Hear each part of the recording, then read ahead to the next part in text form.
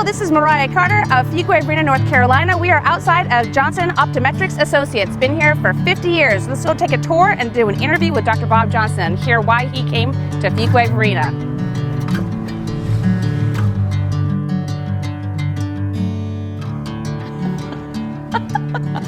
Hi, Dr. Bob. Mariah.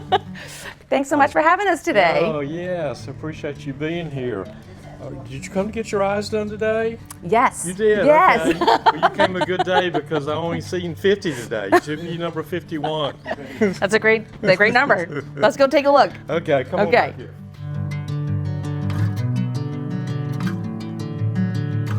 Dr. Bob, Yes. what do you have here today? Thank you, Mariah. Appreciate you being here, Daniel. You too. I have beside me three ladies that are integral into the success of 50 years of practicing here, optometry here in Fuquay in the Garner area. This is my wife of 54 years, Faye Heavener Johnson. We met in college. Her brother was my suite mate, and he introduced us, and it was love at first sight for me. And I'll tell a little bit more about our story as we went to optometry school together after married. Julie Bird right here is my longest standing employee. She's about 6 months short of working 50 years with me. I hired her when me and my dad hired her when she was in a junior or senior in high school. My dad fired her about 10 times, and I begged her to hire her back. And that's the story in itself. But dedicated employee. She runs my lab up in the Garner office, and she treats it like it's her own, and I appreciate that. I love her. She's like a daughter to me. I call her by my daughter's name sometimes. And this is Barbara. And Barbara's been with me for 25 years. She's been in this business for almost 50 years herself, and other doctor's office, but she's been my sidekick. She's the one that's in the room with me all the time. She's the one that has probably kept me out of jail. My wife has given her permission to be her at work wife and just do with you whatever you need to do to straighten him up, but just keep him out of jail. She makes sure all those insurance claims, everything, all my charts are signed. She'll be up here till 8 o'clock at night, every night, going through my charts and making sure everything's done rightly. And she's protects me from myself, honestly, is what she does, because I have a propensity to maybe overwork. And so she protects me for that. So there are two people that are not here that first and foremost, really, and that's my mom and my dad. My dad started this practice 76 years ago, July 7th of this year. I got just a quick picture of him right here. This is in his later years right there, Daniel. And here's a picture of the paper when he opened his office. This was dated July 6, 1950. He opened the next day, July the 7th. And I just happened to be born by my mama, Margaret Johnson, who's not here either, but's in heaven a week later. So the practice is actually 76 years old this year, this past July. And I've witnessed 75 and 51 weeks of that in my life. So my dad really, he was my hero. I was so blessed to have two wonderful parents that nurtured and raised me right. When Dad came here into the practice in 1950, Fuquay had maybe 1,000 people that lived here, and he was the only optometrist at the time, obviously. But he demonstrated to me a way to take care of people and love people and provide for them without any expectation coming back. So he was really kind of my inspiration as going into optometry, and I'll talk a little bit about that later. And my mom worked in this office until she probably worked in this office for 45 years. And that's my mom right here, Margaret Johnson. Both of which are in heaven now.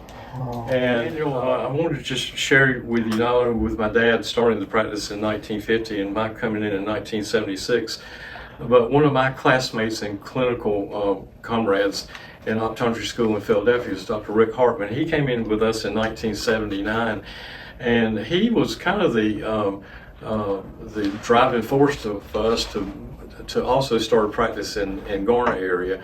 He and his wife desired to be living closer in a more metropolitan area than this rural area, and it was a great idea in that. And so in 1980 we started that practice in Garner, and we built that new Garner office actually in 1997 there on 7th Avenue. Then in 1984, Dr. Bob Hammond came into practice with us. He came from Ohio State, and he became so close to my mom and dad. He named his daughter after my dad, Allie, and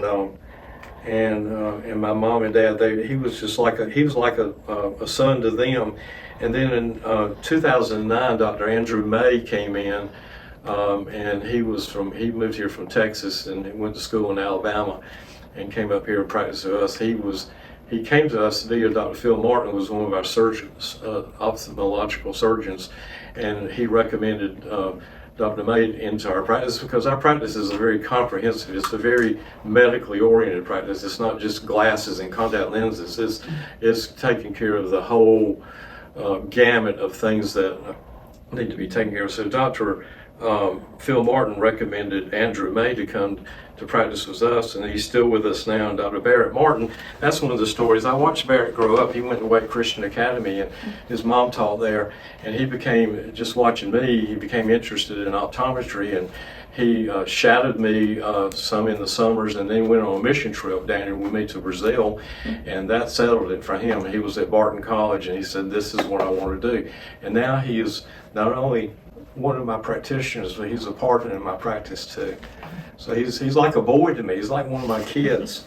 And then Dr. Cameron Kleiner, came in around 2020, and she's been with us ever since. And she's been wonderful. And Dr. Kevin Hoy, who worked with the laser group for many, many years, came to work with us about 3 years ago, 2023, and it's just been a wonderful addition.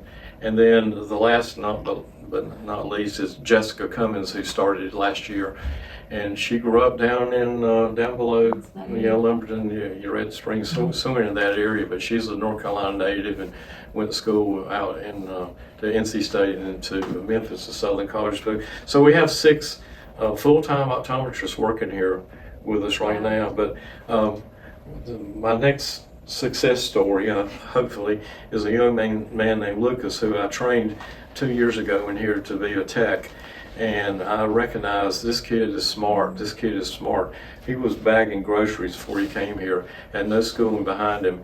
And I said, Lucas, you need to think about going to optometry school. You learned this it took you 3 days to learn, which it took me 8 years to learn. And he's doing the community college thing. He's got 2 years behind his back. He's planning on doing the other 2 years and then going to optometry school, which will be starting, the new optometry school is going to be starting in Lumberton at Pembroke University next year. So he's got 2 more years there, but he's going to be our next protege that we have groomed right here in the office. And we've got some others. We got Sage, and the girl that's down in Alabama right now that worked. Kirsten. Yes. She worked in our office. Yes. She was a tech in our office, and she went to Alabama, and she met somebody down there and decided to stay down there. And she's got her own practice down there. So we got a number that have not only been patients of ours that have come and shadowed us and are now in the practice of optometry. So I wanted to share some great joys that we've had in here, and obviously taking care of people is the greatest of that, and being there, listening ears for them. But over the years, I think this past year was the 8th straight year we've been voted the best optometric practice by Suburban Living magazine, and we've annually, on different occasions, we've been Maggie Award winners, various doctors in the practice, but probably the highest honor we've received is in regards to those type of things is we were the Voters' Choice Award. We won the Voters' Choice Award, but WRL of all the Wake County about 4 or 5 years ago, and have been either runner-up or number one ever since that. To be voted that against practices that have 15 to 20 practices in the triangle that bodes well, and we're thankful for that. But I think I know it's because of the Lord, and we make Him first now in all that we do. And we know this is His practice, it's not ours. But just loving and caring on people. Invariably, patients will come into me and say, Cindy that was in here last week, her ethnicity is different than mine. And she said, you know, Dr. Bob, the thing that sets y'all apart, and you especially, is you just treat us like your own family. You're, you know, we didn't have all what you had growing up, but you didn't treat us any differently. Julie's like that. Everybody's like that. We endeavor for the employees to treat everyone like that. Never do what's best for you, do what's best for the patient. So we're thankful for those awards that are kind of those things you get to hang out there and celebrate, but we know apart from God and His good grace and mercy to us, we couldn't even be here doing what we do. So we give Him the credit, and most foremost. And thank you again, Daniel, for doing this for us. It's been a blessed time to really reminisce about what has taken place over the past 50 years.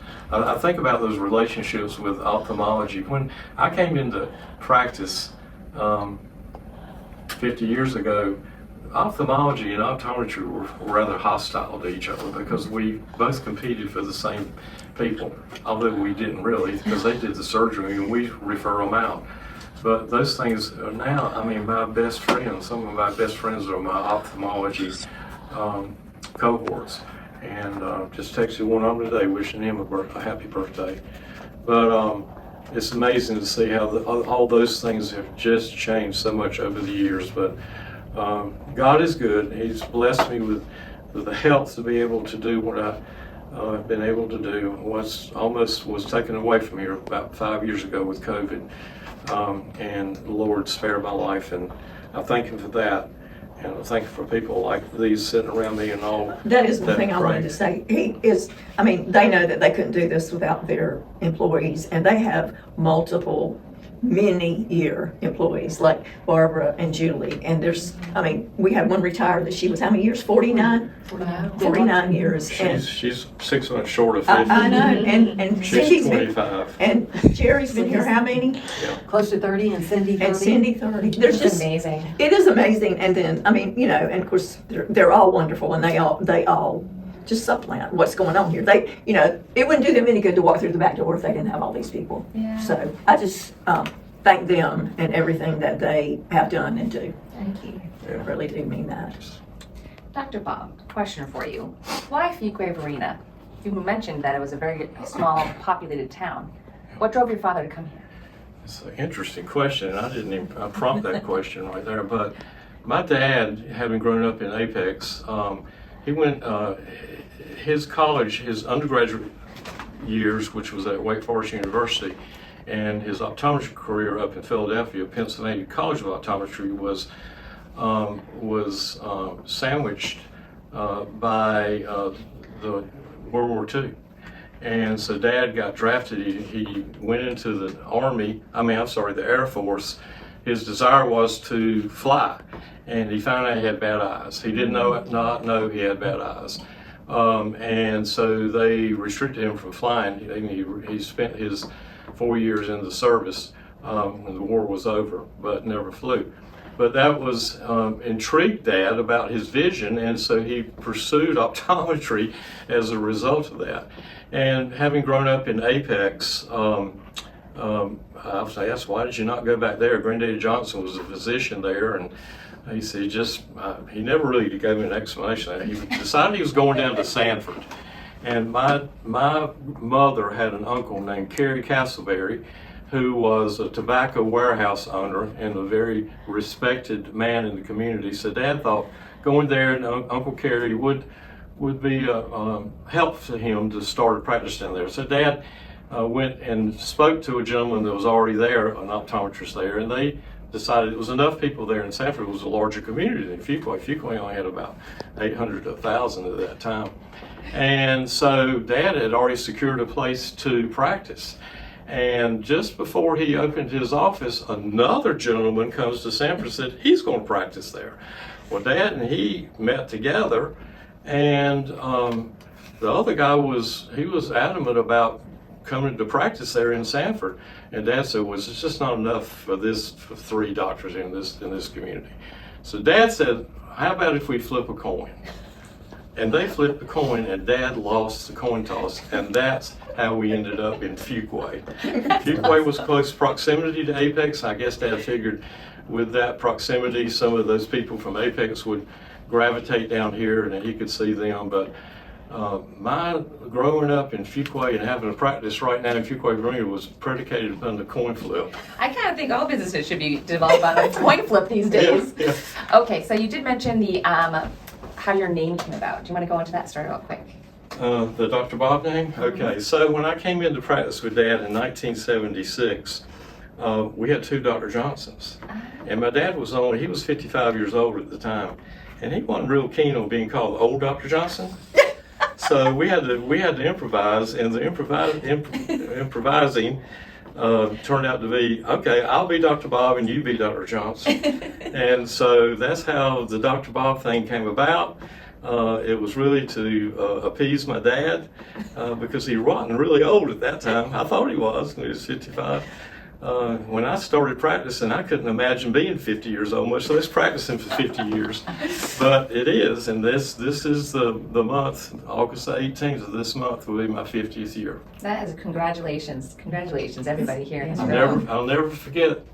My wife called me at the office. We were downtown Fuquay, and I'll tell a little bit about that history too, because we've not always been at this location. But I get a phone call. We didn't have cell phones back then. Get a phone call. By the way, the board examiner mail envelope is in the mail. You want me to open it? I said, no, I'm coming home. And of course, we didn't have email or anything like that, internet. So all of those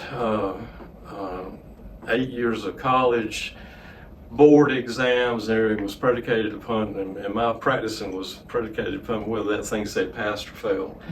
And by God's good grace, it said passed. And so I'm thankful for that. That's awesome. So let's talk about the business. Over the 50 years, you've seen a lot of eyes. So what have you taken as your management and care of your patients' eyes have evolved over those 50 years? What are some of the key changes you've seen? Yeah, I was calculating, Mariah, just last night, probably around 650,000 eyes that I have looked at in 50 years of practice. And I was looking at all the doctors that we've had in here, and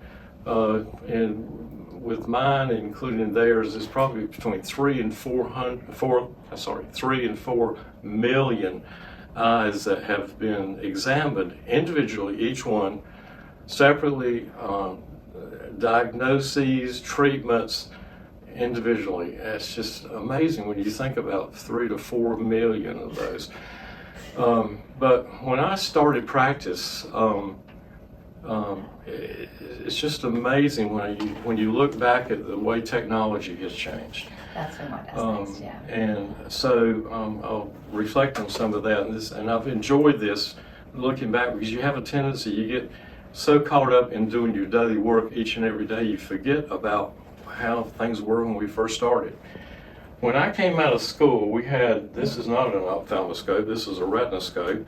But the ophthalmoscope is a handheld instrument we use to look into the eye. That's all we had at that time to look into people's eyes with. We used this thing right here called the biomicroscope, and that thing on the wall right there called binocular indirect ophthalmoscope. But this predominantly is what we use to look inside the eye. And I equate that to looking at a forest in a helicopter about 10,000 feet. And so you could see the forest, but you couldn't see the individual trees, much less any kind of detail of those trees. Now, the technology, 50 years later, We have instruments. We have an instrument called an Optos, which Barbara runs the patients on that. It's a digital camera. It takes digital pictures that you can zoom, almost 50 times zoom on those things, and look at individual vessels, optic nerve, all this detail in the back of the eye. So that's really the equivalent of getting down there in the forest and seeing the individual trees itself, okay? Now, technology has increased even further than that. We have an instrument called an OCT, stands for Ocular Coherence Tomography. That is a digital 3D picture of a cross-section of the tissues, equivalent to cutting a tree and looking at the rings in the tree. I came out and all I could see was the forest. Yeah. Now I can see the rings in the tree, and that's how much technology has changed just in that particular area. So we can detect things in the retina with diabetes, with macular degeneration. Honestly, there are things like epiretinal membrane. We just guessed at those things because we listened to the way the patient would describe their symptoms and said, well, this is what's going on, but we could not verify it with technology. Now we got all that technology to verify that with now. So you mentioned all this technology, it's a lot. How did you keep up with all of this? Well, it's expensive. I'm thinking seminars, maybe hiring. Well, I coaches. mean, first of all, you got to be able to purchase a practice. There's no way you can afford to do that. And the problem there, where you're sandwiched, you're between a rock and a hard place, is you got to have it to do the diagnostic needs that need to be done. And if you miss a diagnosis, then you got liability that you're looking at there too. So yes, you're constantly going. I mean, we have 25 hours of continuing education we have to provide every year to keep your license, and that's where we learn this technology, the new stuff that's coming out. You know, I didn't mention the doctors that we've had in this practice. You know, when I came into practice with Dad in 1976, it was me and him. We had about 6 months into it, hired Julie. Dad already had Mrs. Spainhour, Mrs. Wood, and my mom, and me and my dad. So it was like 6 of us. That's all we had working in this office. Now, mind you, we didn't have computers. We didn't have cell phones. We didn't have credit cards. Life was simple. Life was simple back then. Insurance. We had no insurance. insurance. Thank you. Yeah. There was no insurance. We didn't have to deal with insurance. Now you got computerized technology. All the records are online now, except for mine. Show one of mine right there. Oh, God. This is one of my young boys named Otis Leach, right here, that I started seeing when he was 6 years old. And sweet boy, Julie took care of him. She fixed his glasses about every 2 weeks. He'd break his glasses about every 2 weeks. And he undoubtedly had the worst corrected eyes I've ever had in 50 years. His eyes were so bad, we had to put contact lenses and glasses on him to correct him, and that was not even 100% correction. For anybody that knows numbers of correction, he had like about a -16. It's the largest I've ever seen anybody, but that is started back when that boy was about 6 years old. He's 51 years old now. And I told Otis over the years, I said, Otis, you need to pray to get cataracts. And my book I'm going to write, Mariah, is going to be From Contacts to Cataracts. Dr. Bob chronicles 50 years of practice in optometry, and that is what my practice was. When I came into practice with Dad, we didn't even have soft contact lenses. They were just coming into the market then. Everything was hard lenses. Then they came gas firm lenses, Ray like what you wear. Gatsby lenses, Yeah. we were discussing this, yes? Yeah, but we have very few of those patients left anymore. Most everything's soft contact lenses. And Dad didn't do soft contact, so I was the guru, contact lens guru in Fuquay. And all these little teeny boppers, that were girls especially, that were cosmesis conscious between ages 12 and 18, became Dr. Bob's patients. And Dr. Bob became quite popular because of that. And then we had the guys, some of which were cosmesis conscious, but they were more interested in sports. So they were doing contact lenses. So we had the advent of soft contact lenses, and this is how that evolved. When around 76, 77, we were putting these soft contact lenses. The very first company that came out with one was called Hydrocurve. And Julie remembers this. They got one pair that lasted 1 year, and they had a little sterilizer kit, a heat sterilizer kit. They would sterilize those things every night and wear those things. And by the time the year was up, those things looked like nicotine-stained contact lenses. They were brown. You remember? Yeah. And so then the evolution of contact lens then went to 6-month contact lenses, so they get 2 pair for a year. And then they went to 3-month contact lenses, they get 4 pair a year. And then they went to 1-month contact lenses, and they get 12 pair a year.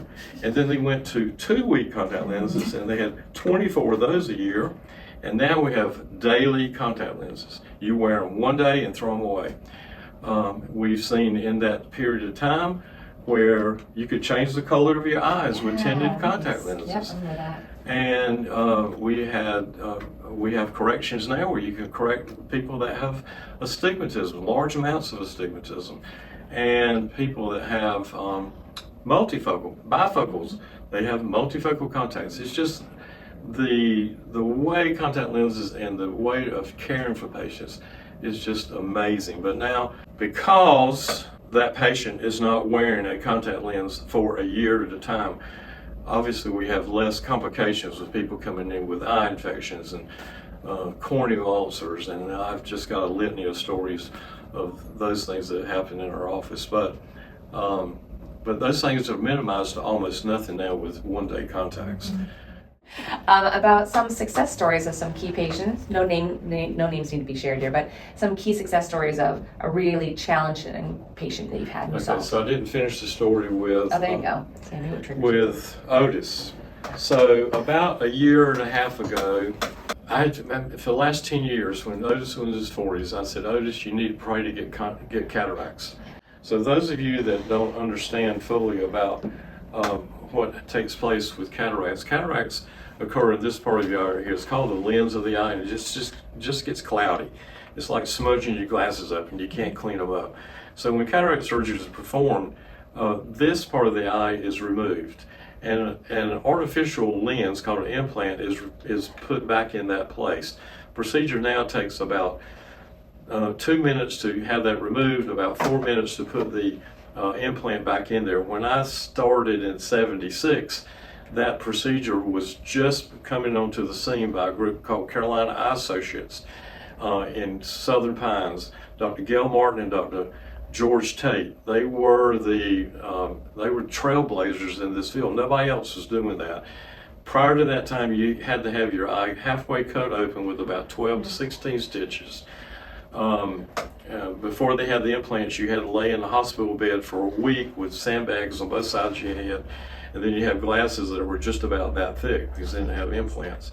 Well, these guys came out with this revolutionary change in the way of doing cataract surgery, and back then it would take about 30 minutes for them to do it. Now it's only a 6-minute procedure without any stitches at all. That's how much has changed to that. But anyway, going back to Otis, I said, pray to get cataracts, boy.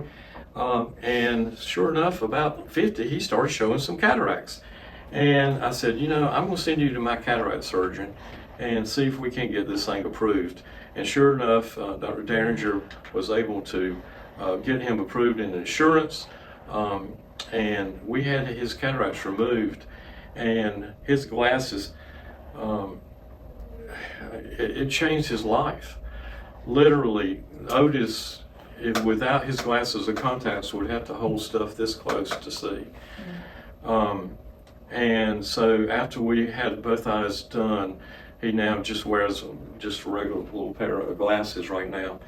So Otis showed up. This is probably the best success story right here. Otis showed up with, unbeknownst to me, and he and his wife had made this shadow box right here. And there it is right there. And Otis has a pair of his little boy glasses down at the bottom. And I lost it.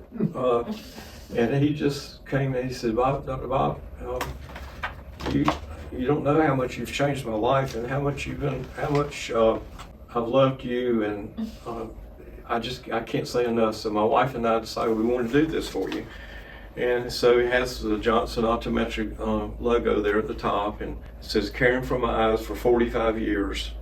And that's a pair of his old glasses, and here's a picture of him now with no glasses. And so that's one of the greatest and most gratifying stories I've got right there. That's beautiful. Now, I have a lot of gratifying stories. I have to tell you, in 1983, I became a Christian. Amen.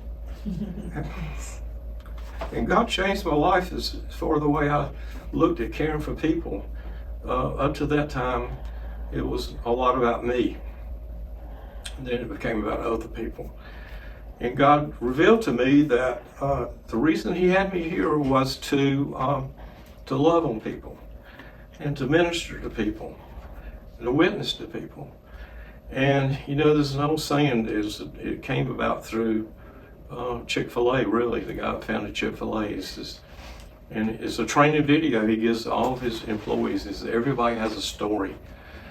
And so everybody that walks into this office has a story. Those stories walk in here, you don't know when those stories are going to walk in and what people are carrying. But they're burdens that people carry. Most of them come in here, they're worried and concerned about their vision, about being blind. And you have to try to assuage those fears. And I attempted to do that by, when we built this office back here in 1999, we were downtown Fuquay. Dad started in the little building there in Hudson Belt building where the art center is now. That's where his office was, upstairs, for about 7 years. Then he moved over to Depot Street, downtown, right behind the mill. And we were there till 1999. We built this building out here to accommodate the increase in practice. We have 6 doctors that are working this practice now. I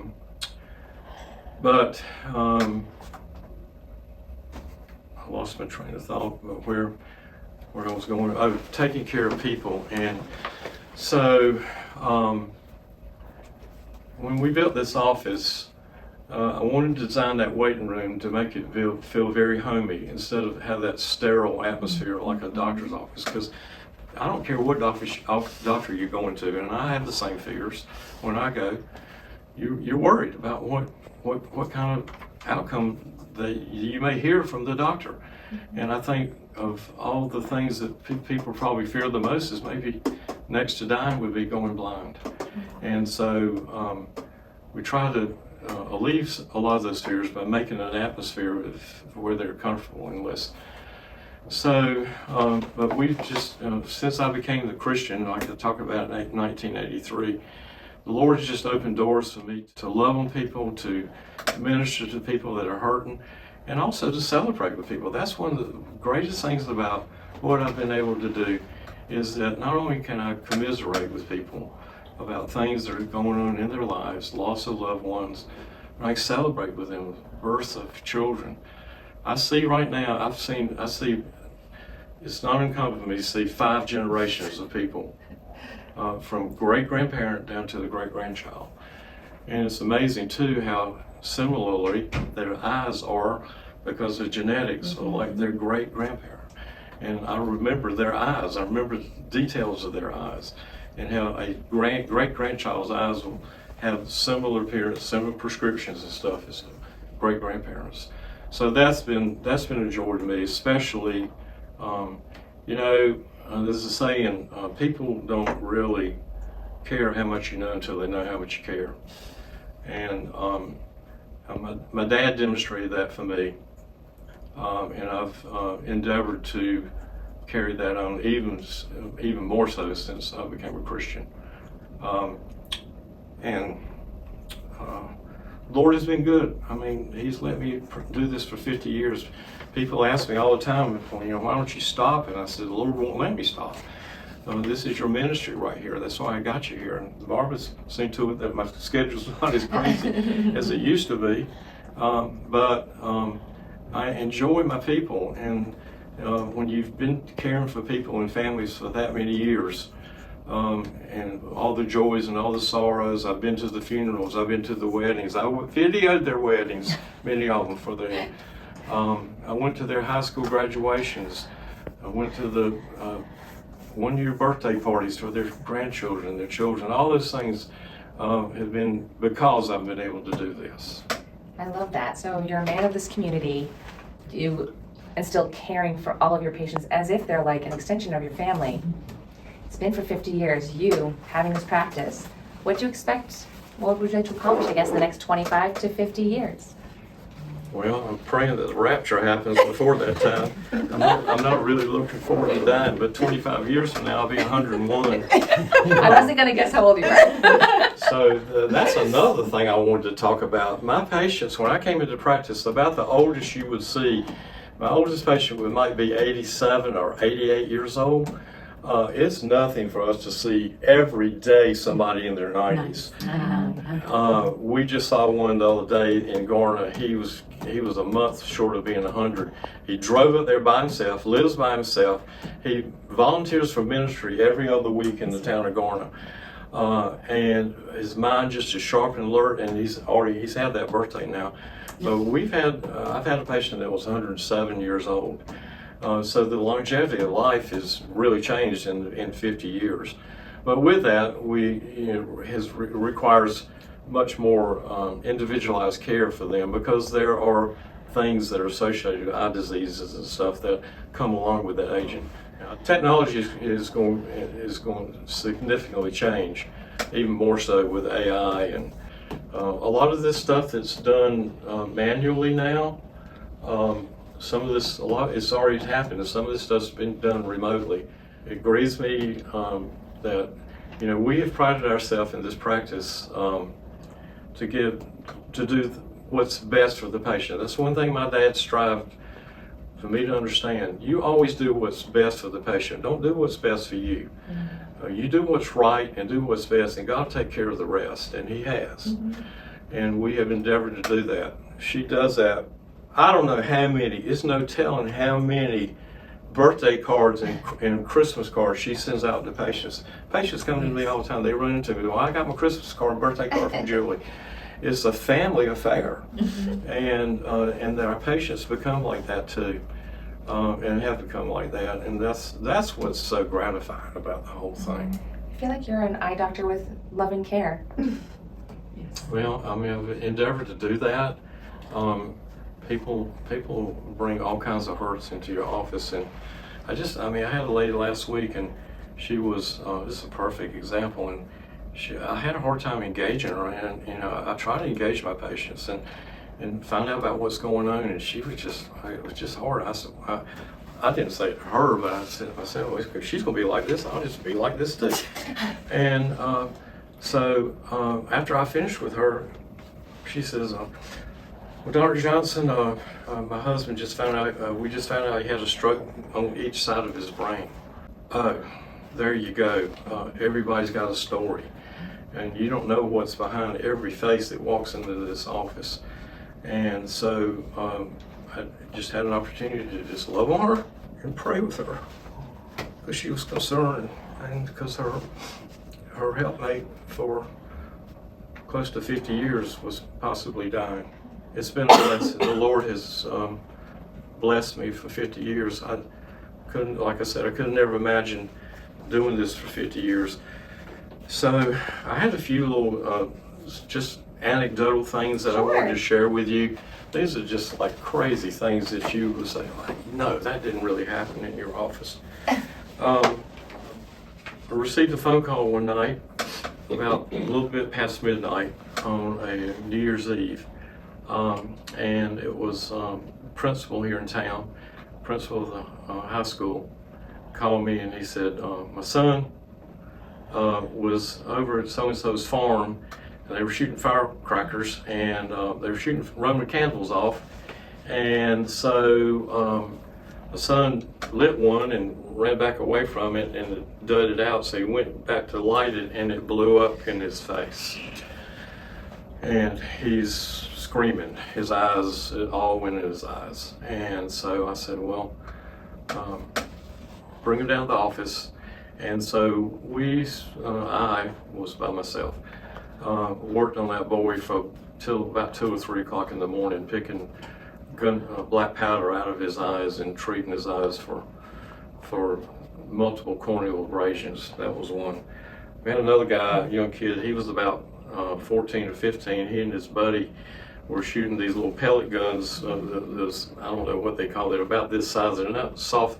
They were kind of soft pellet, but they'd come out with great force, and they were shooting behind cars. They were in the garage, and they were ducking back and forth down. And so this gentleman, he came up, and just as he was coming up, his buddy shot, and it popped him right smack in his So no protective eyewear. right eye. They had no protective eyewear. Is this the 70s? Yes. Yeah. So this was just not too many years ago. And so they call me, he comes in, and his eyeball that whole eyeball I showed you a while ago was full of blood. You couldn't see inside of his eye, so I had no idea whether he ruptured his retina. I had no idea. He could see nothing. He wore contacts, by the way, too. And so I had to send him to a retina specialist, and the retina specialist did a B scan on him, which is an ultrasound, to see if he ruptured retina. Thankfully, he did not. It took him about a month for the blood to resolve, for us to get some type of vision on him. And crazy thing about that, well, you could see the dimples on his cornea with the microscope. When I looked at his eyes with the microscope, you could see the dimples on there, and they stayed on there for about 3 or 4 months. But he didn't have to wear his contact lenses anymore. It changed his prescription for a whole year. For a whole year. And so I told him, I said, we might need to patent this thing, and instead of doing LASIK on patients, we could have this performed. Just jokingly. No, you don't want to do that. Then I had a gentleman, he was about 80-some years old. He was a fisherman from Angier, and he was in a john boat up at the front, had a buddy in the back, and he stands, my front patient stands up, and he goes like this to cast the fish hook, and his buddy in the back stood up, and the fish hook caught him in the eye. Oh, dear Lord. His buddy. So he brings his buddy into the office with the fish hook hanging on stuck in his eye, with the worm still on the fish hook, and the part of the worm inside the eye. So needless to say, that was a surgical procedure that needed to be performed quickly. We called you, got him seen on an emergent basis, and that gentleman, his eye, he still sees out of that to this No day. worms. They had, pun not intended, they fished that worm out of his eye, and he sees to this day. I think that the gentleman was deceased now. And then we had that gentleman's the guy that was casting, who was a patient of mine. One of his granddaughters wore contact lenses, and she was laying in bed getting ready to go to sleep, and she grabs her contact lens solution. That she had extended wear contacts. They came up with contacts that you can sleep with. So she grabbed the contact lens solution to re-wet her eyes so she could sleep comfortably at night. It just so happened that the contact lens drops were not contact lens drops, they were super glue. The glue she used to put her fingernails in. So she comes into the office and screaming, and so we worked on her for about, I don't know, were you with me then? Yeah, I worked about 2 hours on her, just picking super glue out of her eye. And then we had a pastor in town, his daughter did the same thing. He brought her into the office, and her eyelids were glued shut, so I had to send her off for surgery to have them surgically opened up to get the stuff out of hers. But yeah, super glue in the eye, you don't want to do that. Then we had 2 brothers are in here, and one of them was back here. I was examining his eyes. The other one I had just examined. He wanted contacts, and he was out there in the contact lens room, and they were teaching him and instructing him how to put contacts in and out and all that. And he says to the assistant, I need to go to the bathroom just a second. And so she says, sure. So he walks around the front, and by the time he gets to the front door, headed to the bathroom over on this side, he passes out. Well, he was hyperventilating, and because of that, he passed out. Well, not only did he pass out, he hit the door, push handle. yeah, he hit that with his chin and broke his jaw. And he was about 6'2", and you can imagine what that was about. Well, they come back to the exam room and tell me while I was checking his brother, the mama was not here because they were 22 and 18 or something like that. So he comes back and tells his brother, he's what a wuss, and my brother's such a wuss, just putting contact lenses in made him pass out. And I said, no, it's like, when we finished with that boy, he walked out front with a rescue squad was out here tending to his brother. He saw his brother, he passed out, hit the floor. We sent them both to the hospital, had to call his mom, their mom, and said, listen, we just sent both of your boys who were here to have an eye exam to the hospital, and I told her the story. Oh my God. So the second one that passed out, his 2-year-old daughter, about, I don't know how many years after that, his 2-year-old daughter was jumping off of her bed, and mom and dad had taken a shower rod down, and the shower rod was sitting over here in the corner with a screw sticking out of it, and the little girl jumps off, and the shower rod goes into her eye. The screw penetrates all the way into her eye. And they bring her in here about 5 o'clock one afternoon. And the little girl, she was stoic, and the dad was too. They're missionary kids, by the way, Daniel. They had moved back here. So obviously it was a situation we couldn't take care of. We could just bandage her up best we could and get her to Duke. So we called Duke, and they were sitting there waiting for her emergency, and they spent worked till about 3 o'clock in the morning doing surgery. They say that little girl's eye, and she had a traumatic cataract and had to have that done. That all happened in that same family. Had a lady sitting in this chair, I believe it was, this exam room right here. She has thyroid eye disease, and with those people, they have bulging eyes because of the inflammatory response that takes place with your muscles that are in the back of your eyes. So I'm sitting here and I just do this to open her eye, and her eyeball pops out of her socket of her eye, sitting here on. And so they didn't prepare me for that in school. Never saw that. I never heard anybody talk about it. And so she's screaming and squealing, and I'm trying to be calm, and so we lay her back and get a wet cloth and just trying to comfort her, keep her cool. And I said, trying to figure out what I was going to do. Now, your eyeball has 6 muscles and a nerve that's attached to it, so it's not coming completely out, but it was sitting on her cheek. So we managed to maneuver that thing back in, and she was okay after that. So it is like the movies. Yeah, just popped it right back in. And then I had several instances with a screwdriver in the eye. One guy, he became a missionary too, but he was working on his car, and his wife was over here assisting him, and he was forcibly putting a lot of force on whatever he was working on his car, and slipped, and that screwdriver went in his wife's eye, lacerated the eye just about completely open. It was a miracle we were able to save that, but that was one of those. And then, Are they still married? huh? Are they still married? Yeah. And then little girl whose dad had a Christmas tree farm a lot here in Verena, and when she was about 6 years old, she's in my church now. In fact, I videoed her wedding and her sister's wedding, but she was running around in the lot, and they had a wire fence around there, ran through the fence, and the wire fence just lacerated her eyelid open, and had to come see that night, and had to do emergency. I didn't do it. I got her into the hands of a plastic surgeon, got that fixed.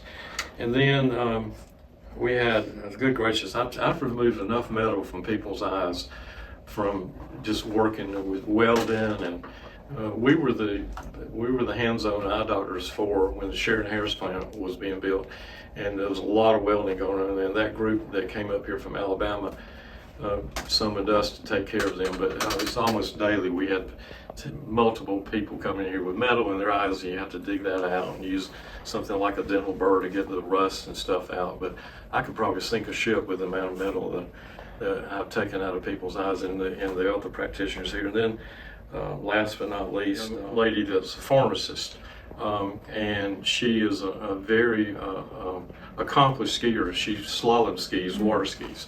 And so her husband comes in on Monday morning and says, my wife, who's down at the pharmacy's got an eye infection, would you would you mind calling her something in? And I called her and talked her through it.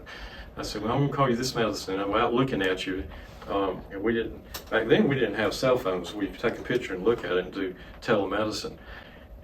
I called in the medicine. I said, if it's not better tomorrow, you need to call me. So she called me and said, it's worse. I said, you need to come in and let me look at it. Well, there's a microorganism that floats around in still bodies water. This is at White Lake, and it's called a Acanthamoeba. And the Acanthamoeba gets in your eye. It'll eat through the cornea in 24 to 48 hours. And that's what she had in her eye. And fortunately, we were inside of that 48 hours, and we were able to get her to Duke, and they hospitalized her for a whole week, and were able to salvage that eye. But that was really a no-no on my part. I should have insisted. I was trying to do a favor, keep her from having to leave the pharmacy to come and it's like, okay, it's probably just a pink eye, let's just treat that. The girl never even went underwater. It was nothing but just the spray from the water did that. So those are the biggies. I've got just tons of others of those anecdotal things that happen in the office. Dr. Bob, you're going to be great at a cocktail party. Yeah. That would be interesting for Rotary Club, isn't it? That's something I want to talk about. So, because when I came into practice, you didn't have social media and stuff. You had to build. Word of mouth is where practice was built, and I piggybacked on Dad's having done that for 26 years, and he had a very healthy practice, and he needed somebody to come in and help him. And the first I came in, I took boards in July. Actually, Faye and I moved back from Philadelphia. She put me through school. Kudos. And she was actually the encouragement. I was not going into optometry. My third year at NC State, when I met her, she said, "What do you think about doing?" I was majoring in economics. And I just thought I was going to go into some business and something. Dad didn't really push me into going to this. He said, "You don't really want to do what I did in all those years." And so we got to talk, and she said, "What are you planning on doing when you graduate in a year and a half?" And then we started talking about getting married. And I said, I really think I want to do optometry. But I don't want to go 4 more years. I got to go to Philadelphia. I was a mama's boy, man. And I did not want to leave Fuquay, and I had a hard time going to Raleigh, to NC State from Fuquay. But she encouraged me about that, and she said, "Well, you need to pursue what you really think your dad has been a great model for you, and be able to care for people, and you've got that in your blood." And so she encouraged me along those lines, and long story short, we get married in 1972, and a month later we moved to Philadelphia. Didn't know anybody up there. Mom and Dad came up with us, and on July 4th we moved in. And Mom and Dad were there a few days and came on back, and had to get back to his practice. And so she secured a job. She had 1 year left. She was a year behind me, so that was to her disadvantage and ours, because she didn't have a 4-year degree yet. But her expertise in what she did, and she's a numbers person, went to work with Germantown Savings Bank, and ultimately with Montgomery County School System, being an auditor. So she provided the means for us to do those 4 years, but she was moral support too, because I never really, I did well in school, but I had to work at it. I was not just a natural, and she was that force behind that, and encouraged me to not only pursue what really was a dream, and we endured that for 4 years, 3.5 years up there. We moved back a little bit early to do an externship with Dad for about 6 months, and then I had to take boards in July, and then on August the 18th, that letter came in the mail, and that was the official day 50 years ago this year. And so, talk about Dad's practice, it was a busy practice, so I didn't have a hard time being busy for a little while, but come about the middle of October, it was like you turned the faucet off. And I just freaked out. I said, "Dad," I guess I've seen the overload, we're gonna have to work. And he said, "No, it's the NC State Fair." I said, "The fair?" I said, "Yeah." He said, "Oh, the people, they're gonna spend their money on the fair." This happens every year. I said, well, I'm shocked. I could not believe that. And sure enough, about a week after the fair, they start coming back in. But let's talk about social media. You can promote yourself a lot with social media. We didn't have computers back then. We didn't have credit cards. Everything was cash. You had 1,000 people. We didn't in have town. insurance, all that stuff. Yes. So if you were going to promote and build your practice, you better get out there, boy, and beat the sticks. And so I joined the Rotary Club. I was invited to be in the Rotary We're in Club. Rotary, which- Daniel and myself. and Dr. Daniel and Bob. Mariah are my cohorts in our Rotary Club. And so we just celebrated our 50th anniversary of the Fuquay You had a Rotary big year Club. that year. Yeah. Huh? You had a big year 50 Yeah. years ago. And so they asked me to come to be in that Rotary Club to represent optometry, and I was honored to do that. And ultimately became their president. And then I became president of the Chamber of Commerce, and I was on two school boards. I was president. I'm not president, but directors on school boards and church. I was chairman of the administrative boards and church, and just doing all those activities. But I did those. I did those because not because I had to. It was a joy helping people in those areas, but it also helped to supplement and build the practice too. The doctors that come into our practice now, they don't have any idea of the history behind what it took. When I came into practice, optometry was working under a law that was established in 1905. The scope of optometry had not changed since 1905. Wow. Well, obviously the education and the technology had changed, so laws had to be changed. So in 1977, North Carolina got a bill passed. It was called the Pharmaceutical Bill. It was only the second state in the whole union that had this bill that allowed optometrists to use diagnostic and therapeutic drops for their eyes. And our hands were tied. We couldn't, we had to, where's the shells? This is the instrument I had to use right here to check the pressure in their eyes. And that thing had to sit down on your eye. It's called a Shiot stenometer. Well, you can't do that without anesthesia. Well, we were not allowed to use anesthesia. But long story short, we got the bill passed, and now in North Carolina have the most comprehensive. All the states in the union now have that, but we were the trailblazers for getting that to happen. And the way the surgical care has changed too, taking care of people with cataract surgery and implants. Now you've got implants that go in that have bifocals in them. It's just amazing. So Daniel, this is our optical lab where we grind and make the lenses for the glasses.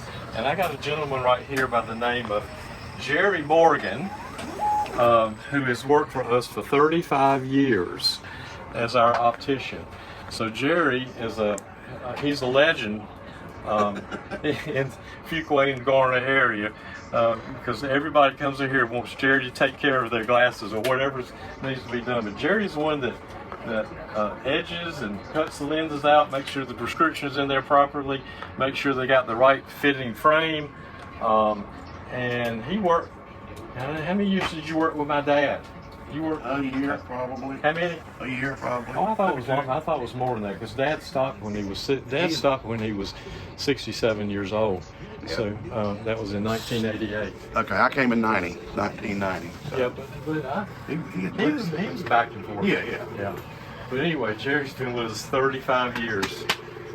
They've been good to me. Huh? You guys have been good to me. Well, you've been good to us too, man. And we stress the fact about how you patients become family to you. Oh, yeah. Really. Oh, yeah. And so everybody knows Jerry, and he's a legend, and he knows how to do it, and he does it right and does it well. So thank we're just thankful to have had him for 35 years. Thank you.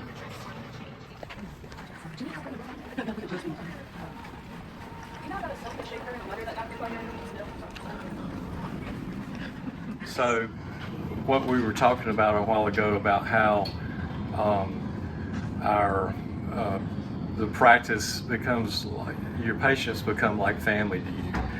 And this young lady right here is named Mary Woodard Willis. Well, Mary was one of my little teeny bopper contact lens girls that wanted contacts instead of glasses. And she was babysitter for my daughters. And now she's president of the bank of who I bank with now here at Fidelity Bank. And I just finished checking her eyes the other day. And we love her. She's took care of my girls growing up, and she's like one of mine. So we did. So this is the Cindy I was telling you about that's worked with me 35? 30. Almost 39. Thank you. Okay. So Cindy, just tell Daniel a little bit about your time here, working with my mom. I know. Yeah. I interviewed with Miss Margaret, and she actually hired. So mom interviewed she you. I hired didn't realize. I me. forgot that. So we So have I to worked blame with her. for a few years. It's easy to blame her. She's in heaven now. Well, she told me I was a find. But Cindy is she's the manager of the lab here in Fuquay. She handles all of this, anything that's going on in this part, just like Julie does in our Garner office. Yes. So little did I know you were going to be working with my sweet Yes. Mary right here. You know, Daniel, when the practice was started, it was Dr. A.N. Johnson, optometrist, and when I came in, we changed the name of the practice to Johnson Optometric Associates.